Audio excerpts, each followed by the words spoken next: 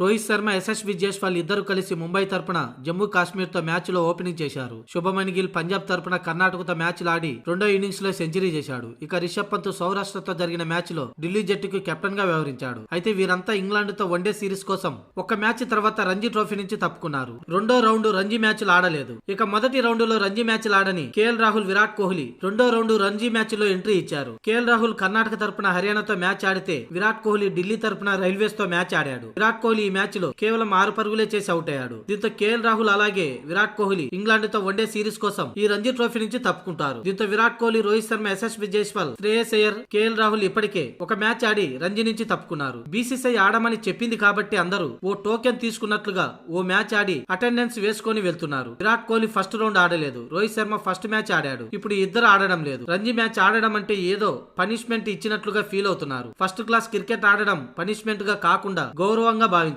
అప్పుడు టీమిండియా ఆట తీరులో నిజమైన మార్పు వస్తుంది అంటూ ఆకాష్ చోప్రా చెప్పుకొచ్చాడు. స్టీవ్ స్మిత్ శ్రీలంకతో మ్యాచ్ లో సెంచరీ చేశాడు. అతని ఖాతాలో ఇప్పటికే 35 సెంచరీలు ఉన్నాయి. జో రూట్ 36 సెంచరీలు చేశాడు. జో రూట్ కంటే స్టీవ్ స్మిత్ తక్కువ ఇన్నింగ్స్ లో బ్యాటింగ్ చేశాడు. ఇక కేన్ విలియమ్సన్ అయితే 186 ఇన్నింగ్స్ లోనే 33 సెంచరీలు చేశాడు. వీళ్లతో పోలిస్తే విరాట్ కోహ్లీ ఇప్పటికే 210 ఇన్నింగ్స్ ఆడాడు. స్టీవ్ స్మిత్ కంటే 5 ఇన్నింగ్స్లు ఎక్కువే ఆడిన విరాట్ కోహ్లీ 5 సెంచరీలు తక్కువ చేశాడు. కాబట్టి విరాట్ కోహ్లీ కెరియర్ గ్రాఫ్ పతనం అవుతుందని చెప్పడానికి ఇంతకంటే బెటర్ ఉదాహరణ అవసరం లేదు. 5 ఏళ్ల క్రితం Joe Root, Steve Smith, Kane Williamson వీళ్ళందరికంటే ముందున్న విరాట్ కోహ్లీ గత 5 ఏళ్లలో 3 టెస్ట్ సెంచరీలు మాత్రమే చేశాడు. దేశవాళీ టోర్నీలలో ఎక్కువగా ఆడితేనే మునుపటి ఫామ్ ను అందుకోగలరు అంటూ కామెంట్ చేశాడు మాజీ క్రికెటర్ ఆకాష్ చోప్రా.